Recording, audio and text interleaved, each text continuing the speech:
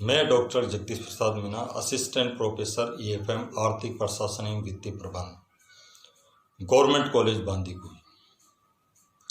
विद्यार्थियों, आज BCom part second का जो फर्स्ट पेपर है ग्रामीण विकास एवं सहकारिता, इसके अंतर्गत ग्रामीण अर्थव्यवस्था का बदलता हुआ परिदृश्य, चेंजिंग सीनोरियो ऑफ रूरल इकोनॉमी के पर चर्चा करेंगे।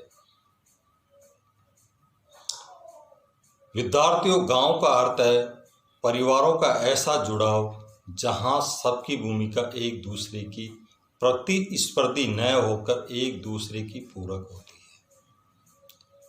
पूरा गांव भी दूसरे गांव में इसी भाव से जुड़ता है जो जनपद बनता है। जनपदों से देश बनता है। स्वतंत्रता प्राप्ति से पूर्व भारतीय ग्रामीण अर्थव्यवस्था अपनी अधिकांश आवश्यकताओं की पूर्ति स्वयं कर लेती थी। दूसरे शब्दों में यदि ये कहा जाए, गांव अपना राजा स्वयं था, अर्थात गांव निरंकुश तथा आत्मशासित था। नियोजित आर्थिक विकास के कारण भारत के गांव अब पुराने गांव नहीं रहे, उनमें कुछ अच्छाइयां आई है। गांव अब द्वीप नहीं रह गए हैं, वे दूर दूर तक संचार साधनों से, परिवहन साधनों से जुड़ गए हैं।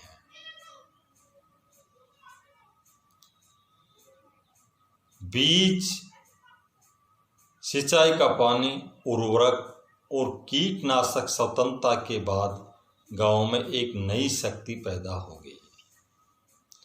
मतदान का अधिकार, वोटिंग राइट, इसके कारण राजनीतिक दलों तथा राजनीतिज्ञों का ध्यान अब तक उपेक्षित गांवों तथा ग्रामीण अर्थव्यवस्था की ओर आकृष्ट हुआ है।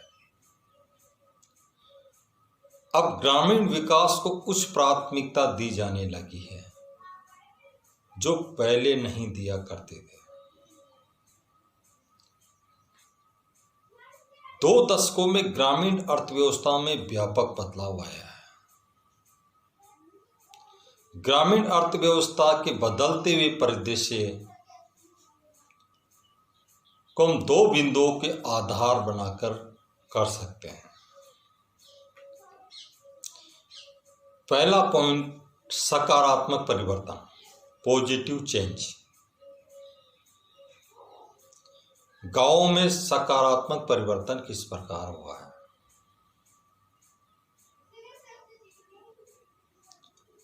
जिसमें अगर पहला पॉइंट अपन लेते, भूमि पर किसान का स्वामित्व।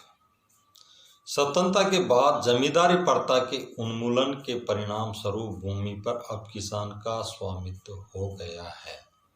अब किसान अपनी जोत का स्वयं मालिक है तथा मध्यस्थों की समाप्ति हो गई है। इससे ग्रामीण अर्थव्यवस्था में आर्थिक, सामाजिक, राजनीतिक बदलाव आया है। कल का मुजारा आज जमींदार की बराबरी करने लगा है।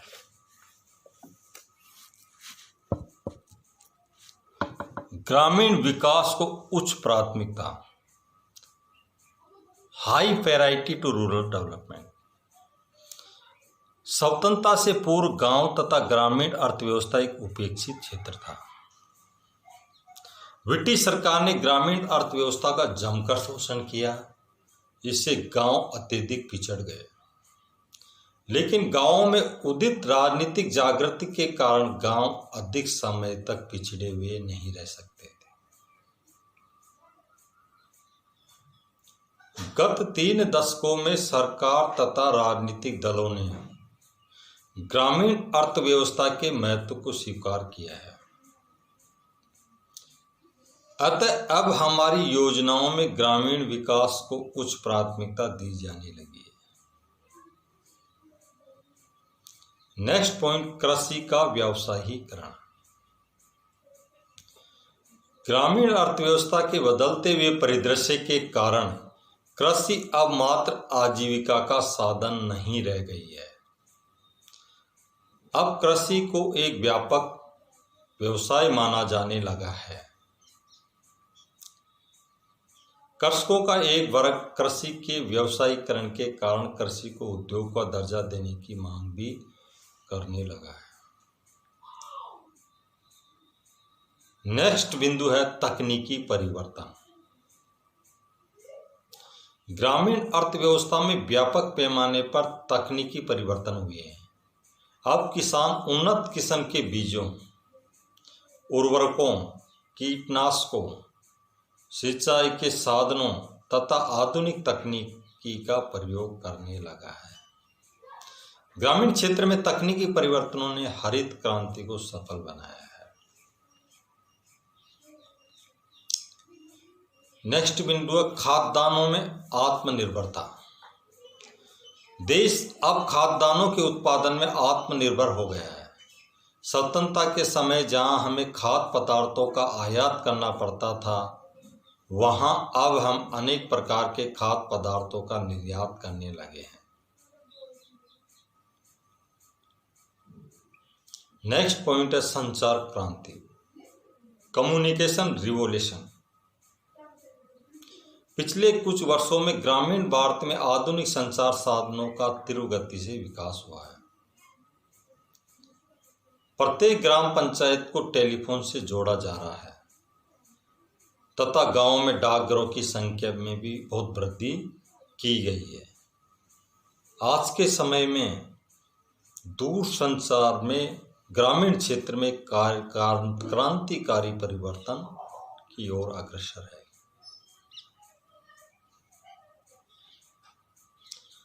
आर्थिक संरचना का विकास। ग्रामीण क्षेत्र में गत कुछ वर्षों में आर्थिक संरचना का बड़े पैमाने पर विकास हुआ है।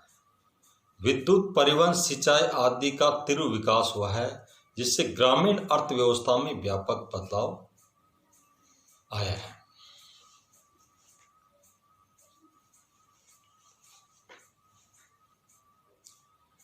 सामाजिक सेवाओं का विकास। योजनाबद्ध विकास के द्वारा गांवों में शिक्षा, चिकित्सा, स्वास्थ्य एवं परिवार कल्याण, आवास, जल आपूर्ति इत्यादि सामाजिक सेवाओं का तीव्र गति से विकास किया जा रहा है।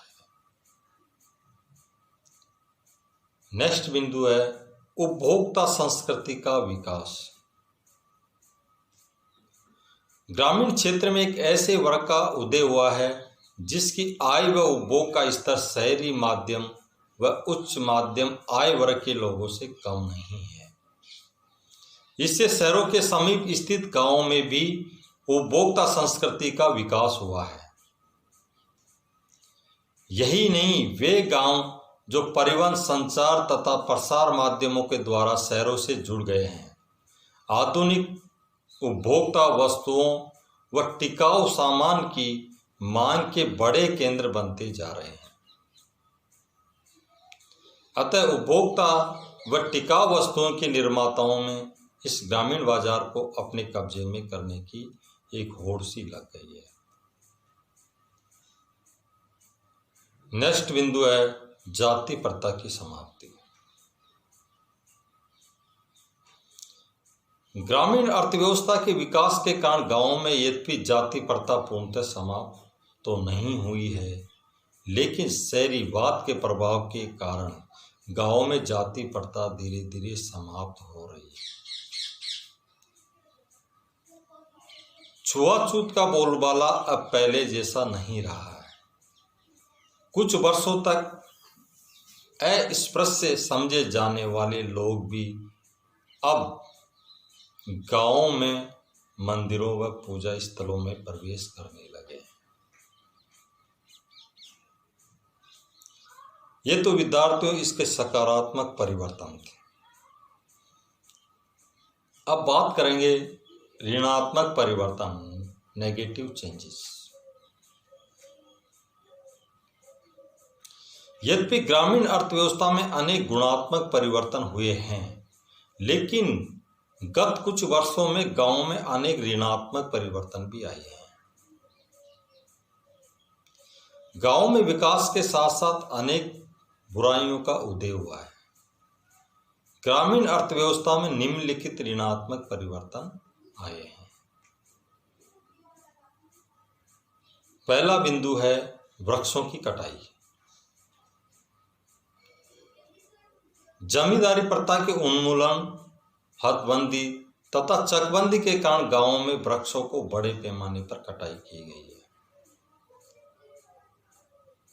इससे पर्यावरण पर प्रतिकूल प्रभाव पड़ा है। नेक्स्ट बिंदु है झगड़े तथा मुकदमेबाजी। ग्रामीण क्षेत्रों के विकास हेतु सरकार ने अनेक कानून बनाए हैं। इन कानूनों के कारण गांवों में लोगों में परस्पर वैमनस्य तथा झगड़ा बढ़ा है।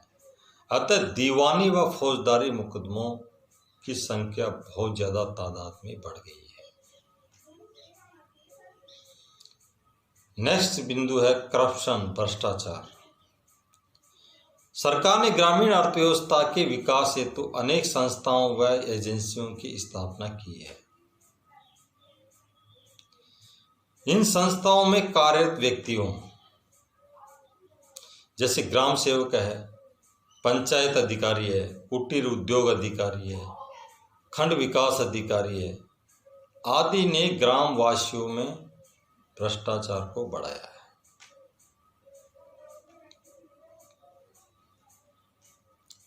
नेक्स्ट बिंदु ग्रामीण कौशल व हुनर की समाप्ति।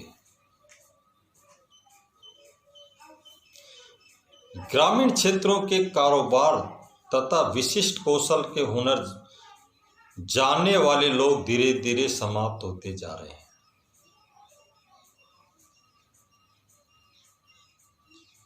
उन्हें पर्याप्त प्रोत्साहन व सहायता नहीं मिल पाई है। अतः अनेक समक्ष अस्तित्व का प्रश्न खड़ा हो गया है।